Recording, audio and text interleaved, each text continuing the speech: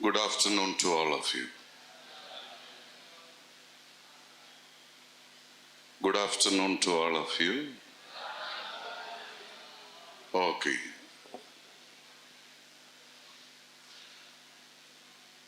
Inniki, we just go through certain elements on impact of social media on mental health. இன்னைக்கு நம்ம எல்லாருக்குமே தெரியக்கூடிய ஒரு பெரிய a major topic that needs to be dealt with, and it is a concern for so many. It's not only of the institutions, பெற்றோர்களுக்கும் சரி, பல நிறுவனங்களுக்கும் சரி, தனிப்பட்ட மனிதர்களுக்கும் சரி, நம்ம இன்னைக்கு பார்க்கக்கூடிய இந்த பிரச்சனை மிக பெரிய ஒரு பிரச்சனையாகவே பல இடங்களிலும் பலவாறும் பல நிலைகளிலும் பேசப்படுகிறது அப்படின்றத நம்மால பார்க்க முடியுது.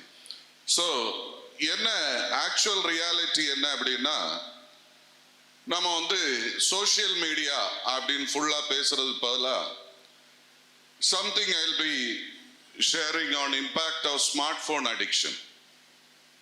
Lately இன்னைக்கு பல நிலைகள்ல எல்லாருமே பேசக்கூடிய ஒரு முக்கியமான அம்சம், காலையில எதை விட்டு வந்தாலும் சரி செல்போன் இருக்கா இல்லையான்னு தேடிட்டு இருப்போம். காலையில் எழுந்தவுடன் அம்மா அப்பாவை தேடக்கூடிய நம்ம எல்லாரும் ஒரு காலம் போய் இப்போ முதல்ல எந்திரிச்ச உடனே என் செல்போன் இருக்கா அப்படின்னு பார்க்கக்கூடியது. அதே மாதிரி நைட்டு பெற்றோர்களுக்கோ அல்லது குடும்பத்திலே பெரியவர்களுக்கோ வணக்கம் சொல்லிவிட்டு தூங்கணும் அப்படின்ற சிஸ்டம் எல்லாம் போய் கடைசியா தூங்குறதுக்கு முன்னாடி யாருக்கு முதல்ல குட் நைட் சொல்றது, சரி முதல்ல இல்ல கடைசியா குட் நைட் சொல்றது அப்படின்றதுதான் நமக்கு ப்ரீடாமினன்ட் ஆயிடுது. இதுல நம்முடைய கனவுகள் எல்லாம் ஒரு காலத்துல வேற மாதிரி இருந்துச்சு. இப்போ நம்முடைய கனவுகள் எல்லாம் the last scene that you have seen in your cell phone, இதுதான் நம்முடைய கனவாக இருக்கிறது. அப்ப நம்ம எல்லாருக்கும் ரொம்ப முக்கியமான ஒண்ணு அப்படின்றது, it has become part and parcel of ourselves. இதுதான் செல்போன் அப்படின்னு நம்ம எல்லாருமே பார்க்கிறோம். ஆனா என்ன பிரச்சனை அப்படின்னு சொன்னா, there is something in some way it is contributing for the growth அப்படின்றது இருந்தாலும் it's something aimed at something positive. ஆனா நம்முடைய வாழ்க்கையில நன்மைத்தனத்தை விட தீமை சாதாரணமா அட்ராக்ஷன் அதிகமா தான் இருக்கும். ஸோ இதை பாசிட்டிவா யூஸ் பண்ணணும் அப்படின்றத விட நம்முடைய negative yielding to negativities are much more than positive. அதனாலதான் இன்னைக்கு மனநலம் தொடர்புபடுத்திய நோய்களிலே கடைசியா சேர்க்கலாமா வேண்டாமா அப்படின்னு இருக்கப்படக்கூடிய ஒரு புதுவிதமான நோய் தான் ஸ்மார்ட் போன் அடிக்ஷன் டிசார்டர். இப்ப இந்திய நாட்டை பொறுத்த மட்டும் நம்ம இப்ப லேட்லி 2023 லேட்டஸ்டா வெளியிடப்பட்ட இந்த ஆய்வு கட்டுரையின்படி ஏறக்குறை இந்திய நாட்டில் 77% பேர் செல்போன் பயன்படுத்துறாங்க அப்படின்றது சொல்லப்படுது. ஆனா இதுல ஸ்மார்ட் போன் யூசர்ஸ் ஆர் 71%. அப்ப 71% பேரு ஸ்மார்ட் போன் பயன்படுத்திட்டு இருக்காங்க அப்படின்றது உண்மை. அப்படின்னா என்ன, கண்டிப்பா the number of schools and colleges facing problems related to smartphone is alarming.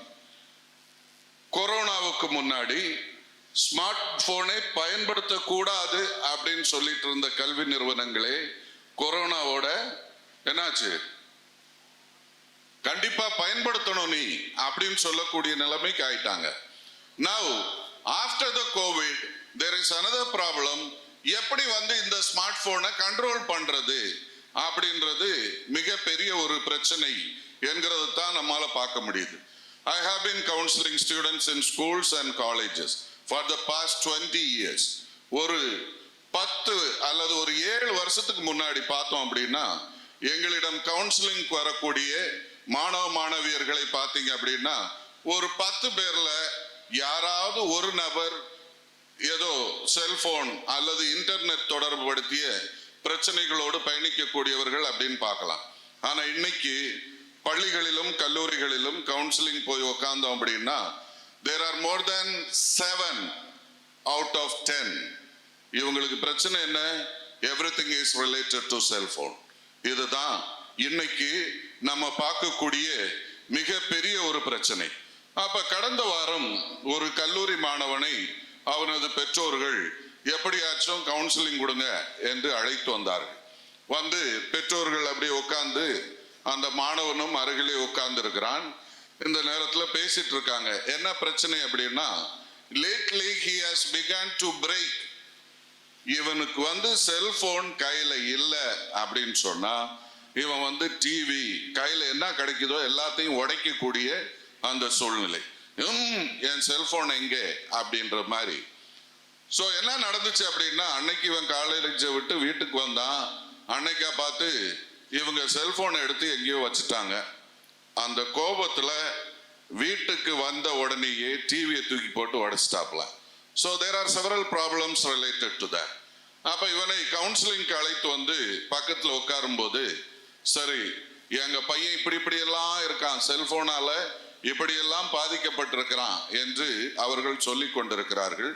அவன் வந்து இவங்க வேற யாரையோ பத்தி பேசுறாங்கன்ற மாதிரி உக்காந்துருக்கான். அப்ப நானு கேஷுவலா அவன் பேரு டக்குன்னு வாய்க்கு வரல, அவனுடைய அட்டென்ஷனை என் பக்கம் திருப்புறதுக்காக ஹலோ அப்படின்னு, அவ்வளவுதான்.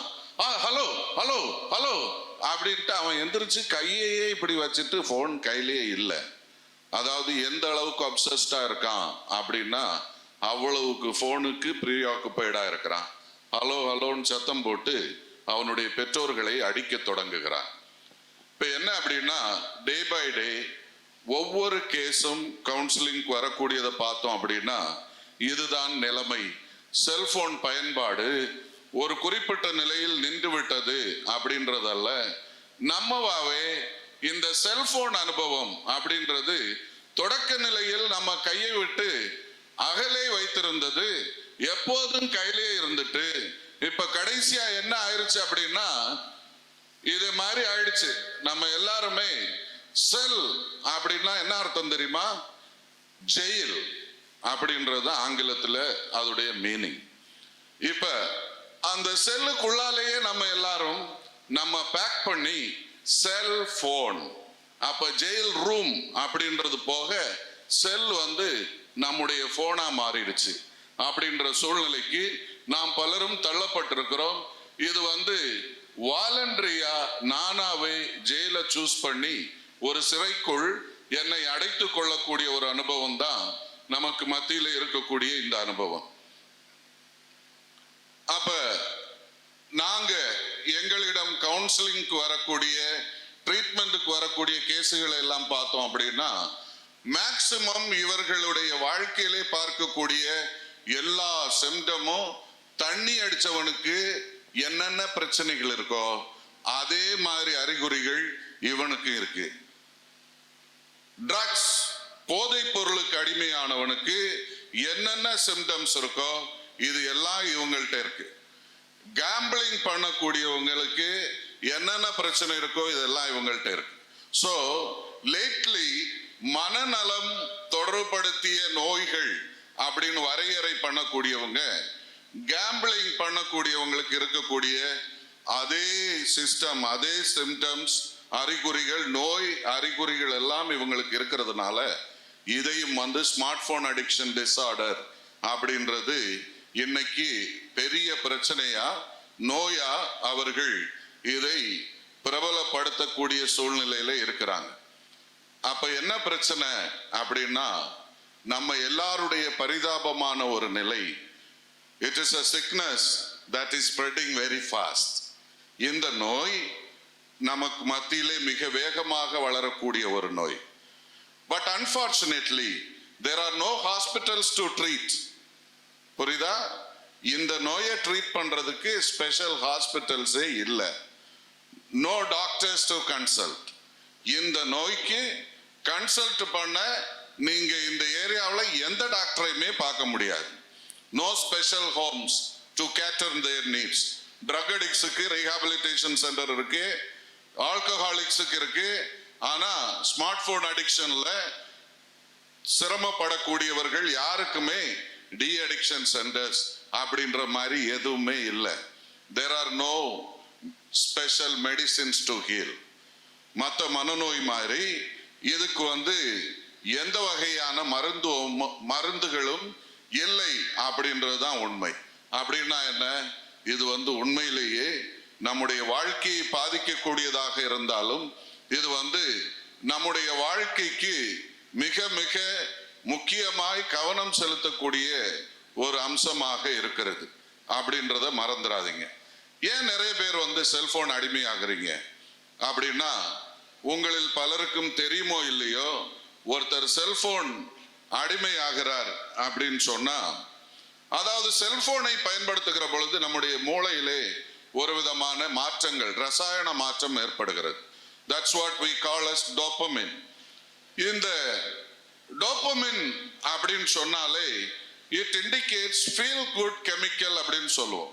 அதாவது நம்முடைய வாழ்க்கையில ஏதாவது ஒரு அனுபவம் இனிமையாக இருக்கிறது அப்படின்னா அதை நாம் திருப்பி அந்த நேரத்தில் நம்முடைய மூளையில டோபமின் அதிகமாக சுரக்கும். அப்ப நீ உன் ஃப்ரெண்ட்ஸ் கூட பேசுறது ரொம்ப ஜாலியா இருக்கு அப்படின்னா அந்த நேரத்தில் உனக்கு அதிகப்படியாக டோபமின் சுரக்கும். அதே மாதிரி அல்லது நீ விளையாடுறதுல தான் உனக்கு ரொம்ப ஃபீல் குட்டா இருக்கு அப்படின்னா அந்த நேரத்தில் உனக்கு அதிகப்படியா டோபமின் சுரக்கும். அப்ப இதே மாதிரி மூளையில இந்த கெமிக்கல் உனக்கு அதிகப்படியாக சுரக்கிறதுனால உனக்கு you always try to repeat the same activity in your life. இப்ப இதுதான் எஃபெக்ட் தான் நம்ம சாதாரணமாகவே நம்முடைய social interaction, when you interact with other people you find it in the same way அப்படின்றதான் உன்னால பார்க்க முடியுது. அதனால பல இளைஞர்கள், இளம் பெண்களுடைய வாழ்க்கையில நீங்க ஏன் இதை பயன்படுத்துறீங்க அப்படின்னு சொன்னா, one thing is to avoid virtual world. இந்த ரியாலிட்டிய நம்ம தவிர்த்து இருக்கணும் அப்படின்றதுக்கு பார்க்கிறோம்.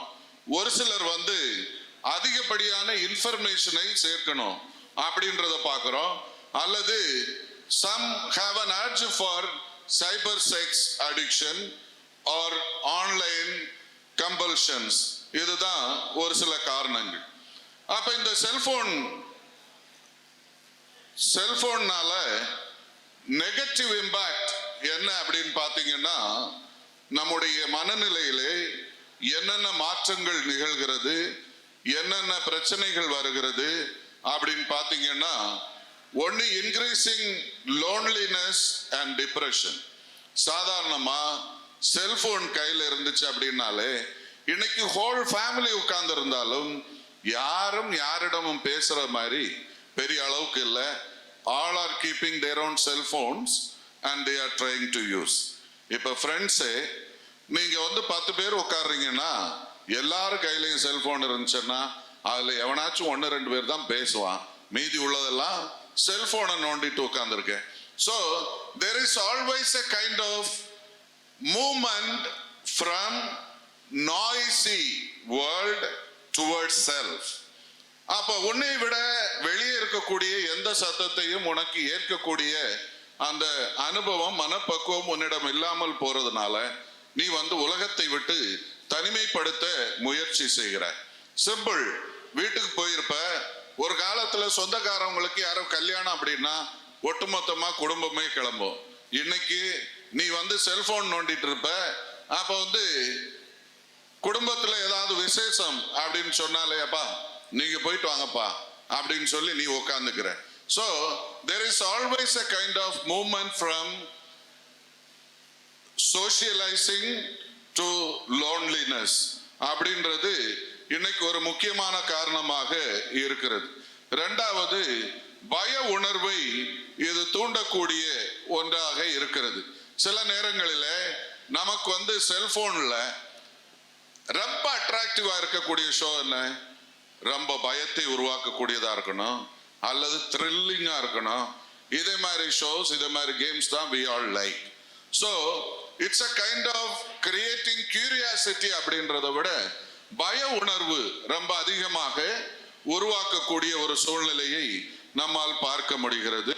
இன்னொன்னு increasing stress in your personal life.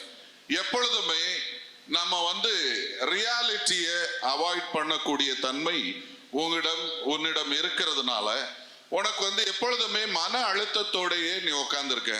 உனக்கு ஏதாவது பிரச்சனை வந்துச்சுன்னா அந்த பிரச்சனையை ஃபேஸ் பண்ணணும் அப்படின்றத விட நீ you take rescue in your cellphone.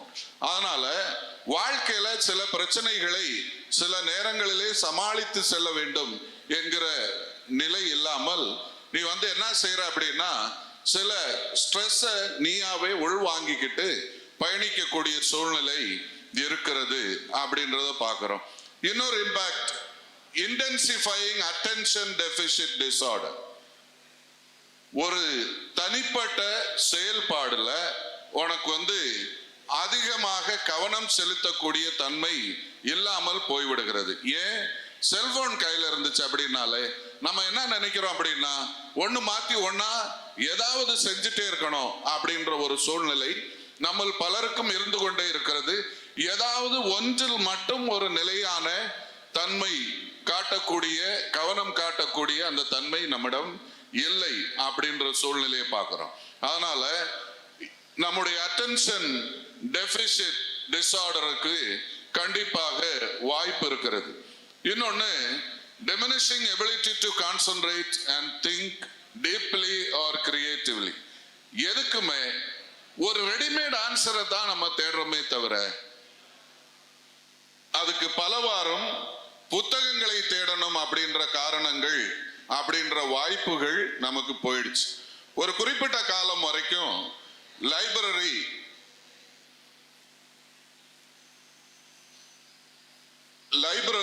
அப்படின்னு சொல்லக்கூடியது ரொம்ப பிஸியாகவே இருந்துட்டு இருக்கும். எல்லா ஸ்டூடெண்ட்ஸும் எப்ப பார்த்தாலும் லைப்ரரியில போய் ஏதாவது புக்ஸ் பாரோ பண்ணணும், வாசிக்கணும் என்கிற நிலை இருக்கும். ஆனா என்ன ஆயிடுது அப்படின்னு சொன்னா இப்ப லைப்ரரி புக்ஸ் தேடுறது நமக்கு ரொம்ப ரேர் ஆயிடுது. நம்ம எல்லாருமே ஏதாவது ஒரு விதத்துல ரொம்ப ஈஸியா ஏதாவது ஃபாஸ்டா குயிக்கா ஏதாவது ரெசல்யூஷன் தேடணும் அப்படின்ற நிலைமையில செயல்பட்டு கொண்டு இருக்கக்கூடிய சூழ்நிலை. இன்னொன்னு நமக்கு மத்தியிலே டிஸ்டர்ப்டு ஸ்லீப். ஒரு மனிதனுக்கு குறைந்த அளவு 7 to 8 hours தூக்கம் ஒரு நாளைக்கு கண்டிப்பா தேவை என்று சொல்லுகிறார். ஆனா இந்த தூக்கம் பல நேரங்களிலே நமக்கு டிஸ்டர்ப் பண்ணப்படுது. ஏன் அப்படின்னா நாம் தூங்க போறதுக்கு முன்னாடி பல மணி நேரங்கள் either we browse internet or we use our cell phone. so அதனாலேயே பிரச்சனைகள் ஆகக்கூடிய சூழ்நிலை நம்மால் பார்க்க முடிகிறது. இன்னொரு முக்கியமான பிரச்சனை என்ன அப்படின்னா we are all engaging in self absorption. அப்படின்னா என்ன?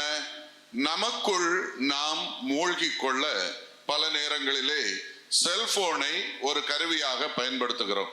நம்மை சுற்றி என்ன நடக்குது, என்ன செய்யறாங்க, உலகம் எப்படி இருக்கு அப்படின்றத பார்க்கறத விட நாம் இந்த செல்போன் வழியா தான் உலகத்தை எப்பொழுதும் பார்க்கணும் அப்படின்ற சூழ்நிலைக்கு தள்ளப்படுகிறோம். எனவே we are actually distracting ourselves from the real world. நம்மை சுற்றி இருக்கக்கூடிய உலகத்தை விட்டு நாம் தனித்து இருக்கக்கூடிய ஒரு சூழ்நிலைக்கு தள்ளப்படுகிறோம் என்கிற சூழ்நிலை. Cellphone use. இன்னொரு முக்கியமான அம்சம் suicidal ideation, suicidal attempt and self hurt. பள்ளி கல்லூரி மாணவர்கள் மத்தியில அதிகமாக இருக்கக்கூடிய மிக பெரிய ஒரு தாக்கம் இந்த தாக்கம். நம்முடைய நாட்டில் நம்ம எல்லாருக்குமே வீடுகளிலும் சரி எந்த வாழ்க்கை சூழ்நிலையிலும் சரி இந்த ஃபாஸ்ட் ஃபுட் அப்படின்ற மாதிரியே எல்லாமே நம்ம மூவ் ஆகணும் அப்படின்னு பார்க்கிறோம். அப்ப எதுக்கு எடுத்தாலும் எல்லாம் ஃபாஸ்டா கிடைக்கணும் அப்படின்னு. இப்ப நம்முடைய பெற்றோர்களும் சரி அவர்களுடைய பார்வை என்ன அப்படின்னா நான் எவ்வளவு சிரமப்பட்டாலும் பரவாயில்ல, என் பிள்ளைங்க அந்த கஷ்டங்களே படக்கூடாது என்கிற சூழ்நிலையில் நம்மில் பெரும்பாலானோரை வளர்க்கக்கூடிய சூழ்நிலையிலே நாம் இருக்கிறோம். சோ அப்படி இருக்கக்கூடிய சூழ்நிலையில நமக்கு என்ன ஆயிடுது அப்படின்னு சொன்னா பல நேரங்களிலே நமக்கு கிடைக்க வேண்டியவை எல்லாமே we get them very fast, very quick. and there is no chance for waiting or postponing. இந்த கேரக்டர் செல்போன் விஷயத்துல பல நேரங்கள்ல ரிஃப்ளெக்ட் ஆகுது. சில உலக அளவிலே இந்த இளைஞர் இளம் பெண்களில் சாவுக்கு காரணமா இருக்கக்கூடிய முதல் காரணம் என்பது சூசைட்.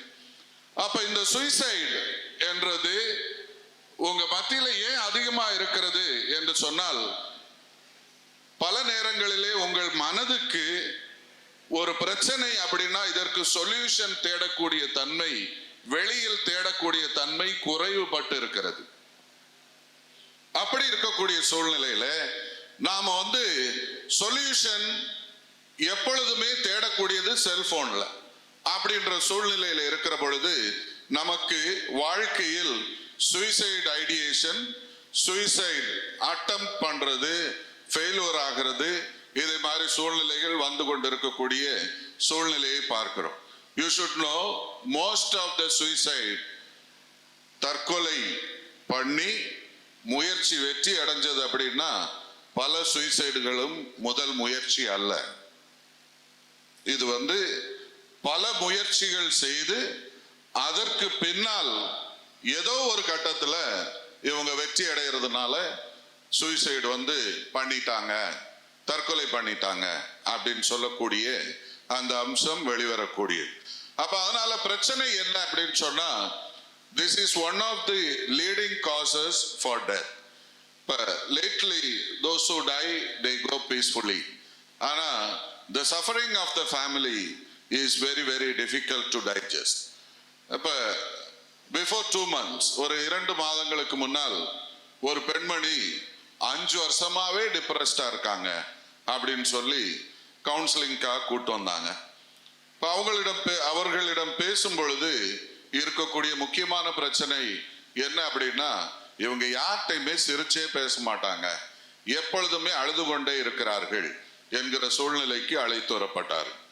அவர்களிடம் பேசுகிற பொழுது சொன்னார், என்னுடைய மகன் 5 ஆண்டுகளுக்கு முன்னால் அவன் எப்படி திடீர்னு தற்கொலை பண்ணி கொண்டார். இந்த தற்கொலை செய்ததற்கு பின்னால் என்னுடைய வாழ்க்கையிலே உலகமே முடிந்து விட்டது என்கிற நிலைக்கு சென்று நானும் ஒரு முறை முயற்சி செய்திருக்கேன் தற்கொலைக்காக என்று சொன்னார். அப்ப என்ன காரணம் என்று கேட்டால், அன்னைக்கு வழக்கம் போல கல்லூரி முடிச்சு அவன் எல்லாரு கூடயும் பெற்றோர்கள் கூட தங்கச்சியும் அமர்ந்து 3 பேருமாக அன்னைக்கு நைட்டு நல்லா உட்காந்து சாப்பிட்றாங்க. அவனுடைய மனதிலே எந்த அழுத்தம் இருக்கிறது அப்படி இப்படி எதுவுமே தெரியல. நல்லா தான் வழக்கமாக பேசுறதை போன்று அன்றைக்கும் பேசிக்கிட்டு then they went to bed. எல்லாரும் அவங்கவுங்க ரூமுக்கு போனாங்க. இவன் ரூமுக்கு போனா ரூம் கதவு கூட சாத்தல. ஆனா காலையில் எழுந்து அந்த அம்மா பார்க்கும் பொழுது அவருடைய மகன் தூக்கிலிட்டு தொங்கிக் கொண்டிருக்கிறார். அப்ப என்ன காரணம் அப்படின்னு சொல்லி they have searched in the cell phone. Night எல்லாம் நல்லா தானே இருந்தான், செல்போன்ல ஏதாவது அதை பற்றிய இன்ஃபர்மேஷன் இருக்கா என்று பார்ப்பதற்காக தேடி பார்த்திருக்கிறார்கள். செல்போன்ல இருந்த எல்லா டேட்டாவையும் அழிச்சிட்டு, உங்களுக்கு டெக்னிக் சொல்லி தரல, ஆனா எது நடக்க கூடாது அப்படின்றத சொல்றேன், ஆனா எல்லா டேட்டாவையுமே அவன் அழித்து விட்டு இறந்து விட்டான். இப்ப என்ன அந்த அம்மாவுக்கு பிரச்சனை அப்படின்னா, டிப்ரெஷனுக்கு காரணமே செத்தவன் செத்தான், என்னதான் காரணம்னாவது தெரிஞ்சிச்சுன்னா at least hereafter we will be careful with the other child. அல்லது இது என்ன காரணம் அப்படி தெரிஞ்சாலாவது 4 பெற்றோர்களுக்கு இதை நல்ல முறையிலே எடுத்து சொல்ல ஒரு வாய்ப்பா இருக்கும் என்கிற சூழ்நிலை. இப்ப தற்கொலை எண்ணங்கள் என்பது எப்பொழுதுமே நம்மை அழிவு பாதைக்கு இட்டு செல்லுகிறது அப்படின்றது மட்டுமல்ல, சாகக்கூடியவனுக்கு இதுதான் ஒன்லி சொல்யூஷன் என்று தேடக்கூடியது. This is because of the mindset we are into in the modern setup. அப்ப இன்னொரு முக்கியமான அம்சம் என்ன அப்படின்னா, when you are using cell phone it changes your brain. உங்களுடைய பிரெயினுடைய ஷேப்பையே அது மாத்துது அப்படின்றது நம்ம பலருக்கும் தெரியாதது. இன்னொரு முக்கியமான அம்சம், குடி பழக்கத்திற்கு உட்படுத்தப்பட்ட பின் ஒவ்வொரு மனிதனுடைய பிரெயின் ஸ்ட்ரக்சரும் மாறுது. அது அறிவியல் பூர்வமா ப்ரூஃப் பண்ணப்பட்ட ஒரு உண்மை. ஆனா இன்னைக்கு என்ன அப்படின்னா, அதே விளைவுதான் செல்போன் அடிக்ஷன் ஆகக்கூடியவங்களுக்கு பிரெயினுடைய ஸ்ட்ரக்சர் மாறுது அப்படின்றது உண்மை. And its functions change. உங்களுடைய பிரெயினுடைய ஃபங்க்ஷனும் மாறிட்டே இருக்கு.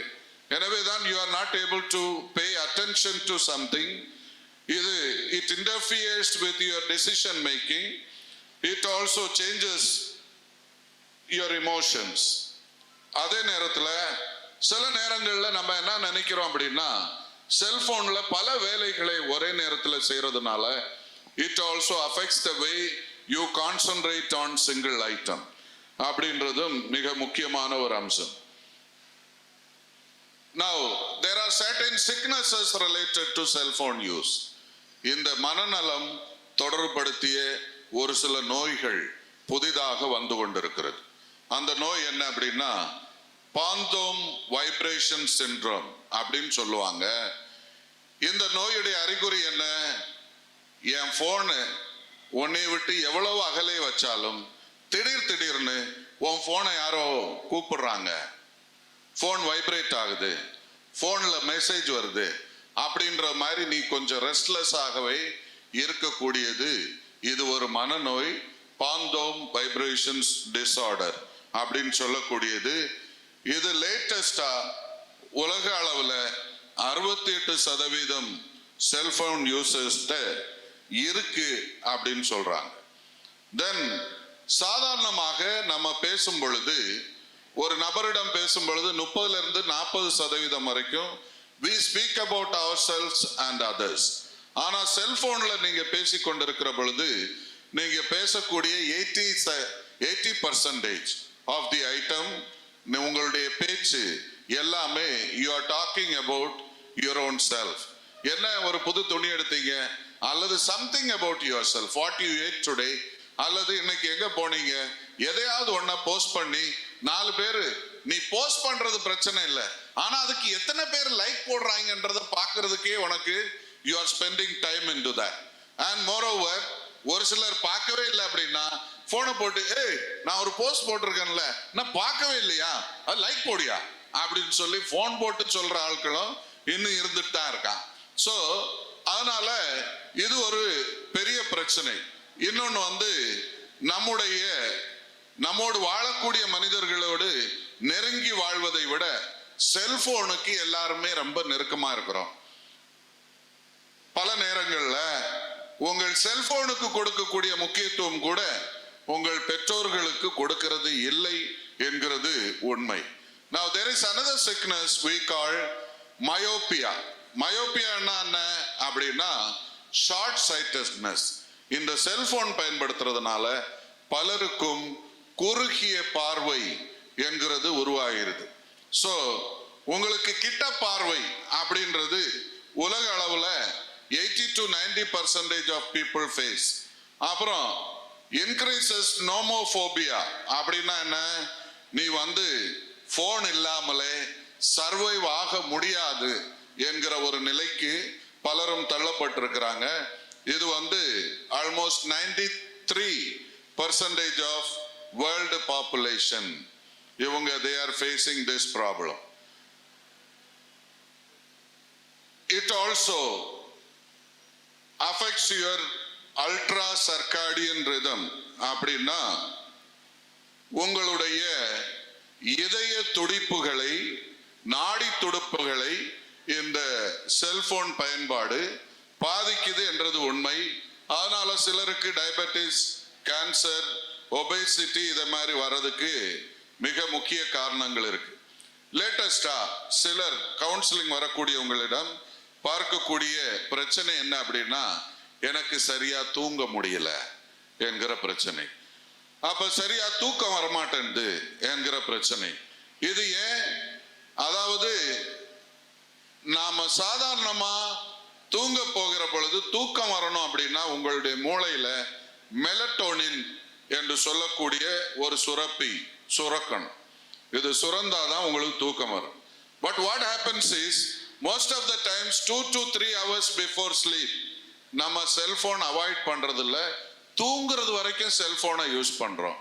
ஆனால செல்போனில் இருந்து வரக்கூடிய இந்த கதிர்வீச்சுகள் நீ படுக்கையில படுத்தாலும் சரி உன்னுடைய உடலுக்கு ஷட் டவுன் டைம் வரல, தூங்காத, தூங்க வேண்டிய நேரமே வரல அப்படின்னு சொல்லிட்டே இருக்கிறதுனால you are not able to sleep well. So this is the problem that you face related to cell phone. Another problem is நம்முடைய கிளாஸ் ரூம்லயே செல்போன் நம்மகிட்ட இல்லை அப்படின்னா பலருக்கும் ரெஸ்ட்லெஸ்னஸ், ஒரு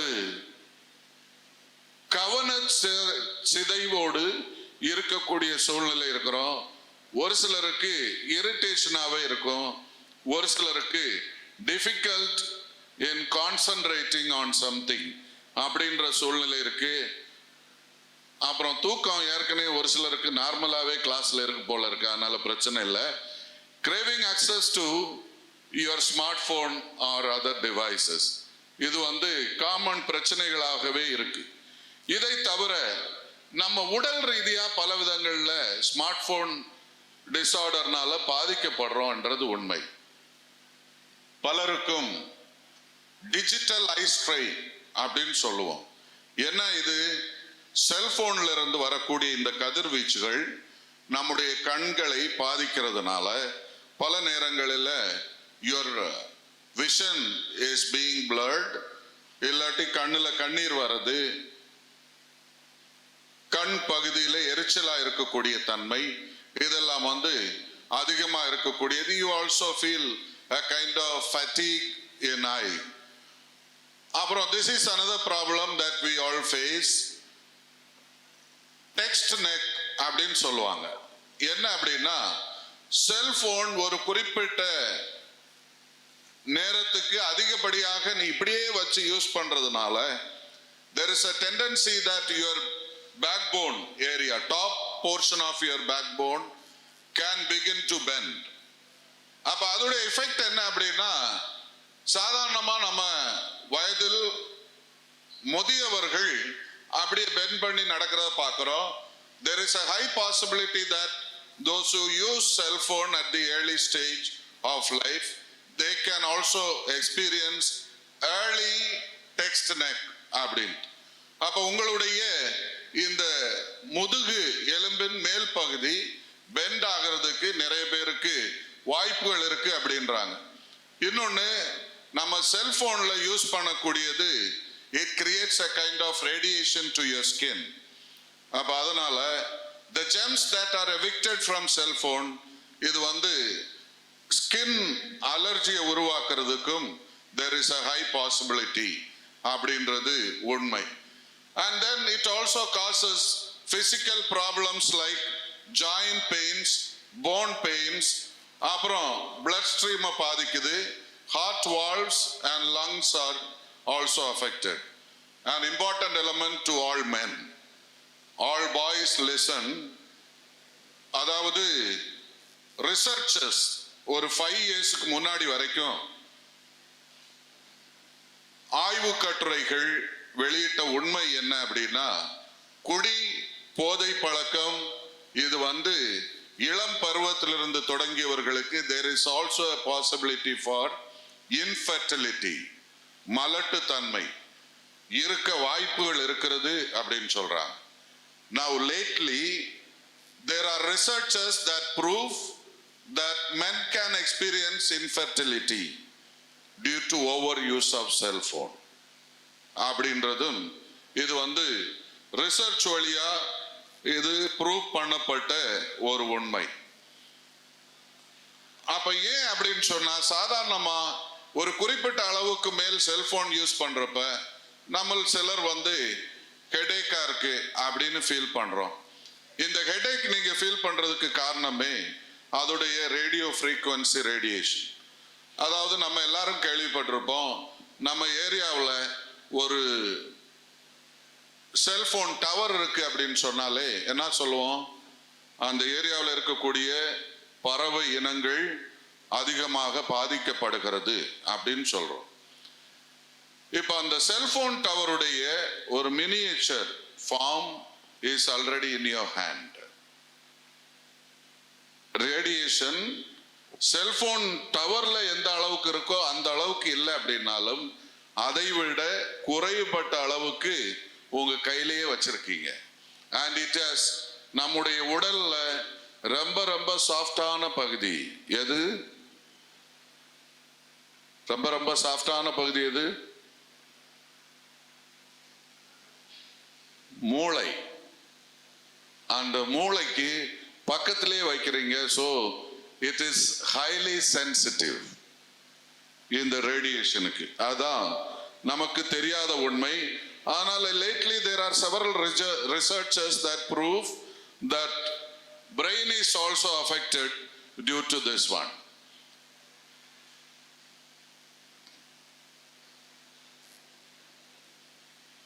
இப்ப என்ன சொல்றாங்க அப்படின்னா, lately younger generation, many of you forego sleep because of the use of cell phone.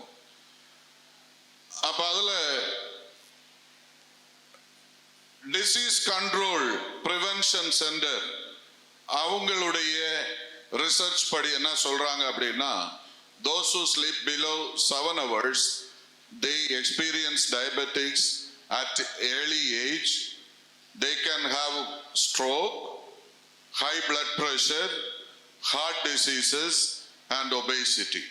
இது வந்து உடல் ரீதியா நம்ம எக்ஸ்பீரியன்ஸ் பண்ணக்கூடிய சில பிரச்சனைகள் அப்படின்னு சொல்றாங்க. இன்னொன்று வந்து many of us experience when you use cell phone overnight you experience a kind of fatigue in your body. ஒரு பலவீனமான உடல் நிலையை பல நேரங்களிலே நாம் உணரக்கூடிய சூழ்நிலையும் நம்மால் பார்க்க முடிகிறது. These are some of the psychological effects that we find related to cell phone usage. ஒன்று டிப்ரெஷன், இன்னொன்று obsessive compulsive disorder. ஒரு சிலருக்கு உறவு நிலைகளிலே பிரச்சனைகள் வருது என்றது உண்மை. சிலருக்கு ஆஃப்லைன் ரிலேஷன்ஷிப் நிறைய பாதிக்கப்படுகிறது என்கிற உண்மையும் வெளிப்படுத்தப்படுகிறது. இப்ப செல்போன்னால நீ இப்ப வந்து உண்மையிலே செல்போன் அடிக்டா இருக்கியா அல்லது நார்மல் செல்போன் யூசேஜ்ல இருக்கியா அப்படின்றத நீயே செக் பண்ணிக்கோ.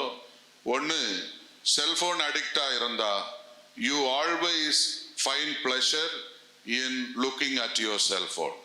உன்னுடைய செல்போன் உன் கைக்கு வந்தாதான் நீ ரொம்ப சந்தோஷமா இருக்க அப்படின்னு சொன்னா you are slowly moving towards this sickness. ரெண்டாவது, பல நேரங்கள்ல செல்போனை வந்து பயன்படுத்தாம இருக்கலாம் அப்படின்னு முயற்சி பண்ணாலும் இன்னும் உனக்கு அந்த முயற்சி எல்லாம் ஃபெயிலியர் ஆயிடுது அப்படின்னு சொன்னா நீ வந்து செல்போன் அடிக்ஷன் டிசார்டரை நோக்கி போயிட்டு இருக்க அப்படின்றது அர்த்தம். 3, ப்ரீஆக்குபேஷன் வித் ஸ்மார்ட் போன் யூஸ். எந்த நேரத்திலையும் என்னுடைய செல்போன் இல்லாம நான் இருக்கவே மாட்டேன், எப்ப பார்த்தாலும் செல்போன் நோண்டிட்டே இருக்கணும் என்கிற ஆர்வம் உன்னிடம் இருக்கு அப்படின்னா you are heading towards smart phone addiction disorder. இன்னொன்று 4வது, சொல்யூஷன் சீக்கிங். உன்னுடைய எத்தகைய பிரச்சனையாக இருந்தாலும் நீ எப்பொழுதும் செல்போனை கையில் எடுத்தாலே பிரச்சனை எல்லாம் மறந்து என்னால இருக்க முடியுது அப்படின்ற மாதிரி ஃபீல் பண்ற அப்படின்னா you are heading towards smart phone addiction. அப்புறம் loss of sense of time. என் செல்போன் கையில் இருந்துச்சுனாலே எனக்கு டைம் போறதே தெரியறது இல்லை. ஏன்னா there are several works that you have to do. நீ சில நேரங்களில் சில வேலைகளை செய்யணும் அப்படின்ற சூழ்நிலை இருக்கு. ஆனா செல்போன் இருந்துச்சுன்னா அந்த வேலை செய்யறதே மறந்துருது அப்படின்னு சொன்னா உனக்கு இந்த நோயை நோக்கி நீ பயணித்து கொண்டிருக்கிறாய் என்கிறது அர்த்தம். has interference with work and actual life. சில நேரங்கள்ல வேலை செய்யணும் ஆனா வேலை உருப்படியா செய்ய முடியறது இல்ல. ஏன் அப்படின்னா உன்னுடைய கவனம் எப்பொழுதும் செல்போன்ல இருக்கு அப்படின்னா அது உனக்கு 6வது சிம்டம். 7வது, லோ டாலரன்ஸ். எதுக்கு எடுத்தாலும் சின்ன சின்ன காரியங்களுக்கு எரிச்சலூட்டுற மாதிரி செயல்படக்கூடியது உன்னுடைய பிஹேவியர் இருக்கு அப்படின்னாலே நீ செல்போன் டிசார்டர், ஸ்மார்ட் போன் அடிக்ஷனை நோக்கி நீ பயணித்துக் கொண்டிருக்கிறாய் என்கிறது அர்த்தம். இன்னொன்னு, லுக்கிங் ஃபார் நியூ செல்போன். எந்த நேரத்திலும் வச்சிருக்கிறது பத்தாது, இன்னும் புது செல்போன் வாங்கணும், புது ஆப் இன்ஸ்டால் பண்ணணும், புதுசா பயன்படுத்தணும், அதிக நேரம் பயன்படுத்தணும் என்கிற நிலை உனக்கு இருக்கு அப்படின்னா செல்போன் டிசார்டரை நோக்கி நீ பயணித்துக் கொண்டிருக்கிறாய் என்கிறது அர்த்தம். இன்னொன்னு, withdrawal symptom, when cell phone or network is unreachable.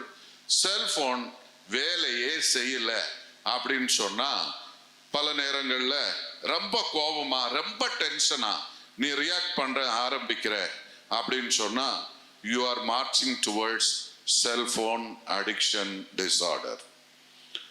Okay, so இந்த உலகத்துல நான் எனக்கு ஐ ஆம் ஓகே அப்படின்னு சொன்னா உடல் ரீதியா ஓகேன்றது வெறும் you cannot count as healthy.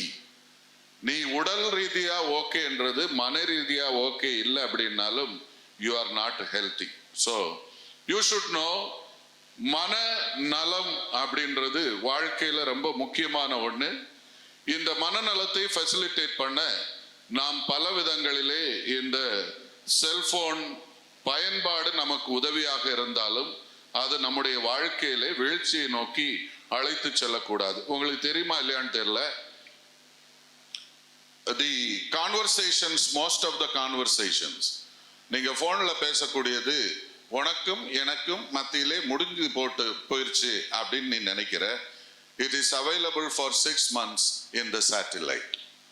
அதனால நம்முடைய செல்போன் கான்வர்சேஷன் எல்லாமே மானிட்டர் பண்ணப்படுது. சேட்டலைட்ல 6 months it is available. Recently ஒருத்தர் என்கிட்ட கவுன்சிலிங் வந்தாரு.